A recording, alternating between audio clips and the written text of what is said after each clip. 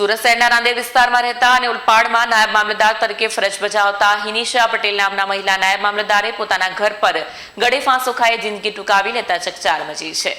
સુરત શહેરના રાંદેર વિસ્તારમાં રહેતા અને ઉલપાડમાં નાયબ મામલતદાર તરીકે ફરજ બજાવતા હિનિશા પટેલ નામના મહિલા નાયબ મામલતદારે પોતાના ઘર પર ગળે ફાંસો ખાઈ જિંદગી ટૂંકાવી લેતા ચકચાર મચી છે। ઘટનાની જાણ થતાં હોસ્પિટલ પર મહેસૂલ વિભાગના કર્મચારીઓ ઉમટી પડ્યા।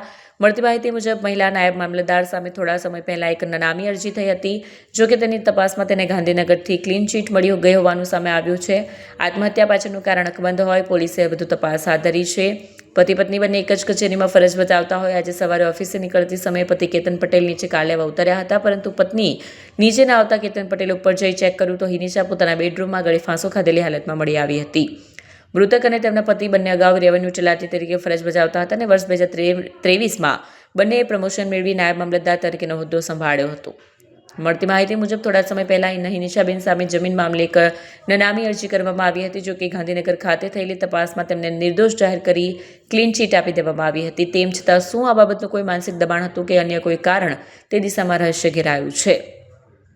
પોલીસ હવે મૃતકનો મોબાઈલ ફોન કબજે કરી તેના કોલ ડિટેલ્સ અને સોશિયલ મીડિયાની તપાસ કરશે। અંતિમ વિધિ પૂર્ણ થયા બાદ પરિવારના સભ્યોની પૂછપરછ કરીને આત્મહત્યાના પાછળના જવાબદાર કારણો સુધી પહોંચવા પોલીસ ચક્રો ગતિમાન કર્યા છે।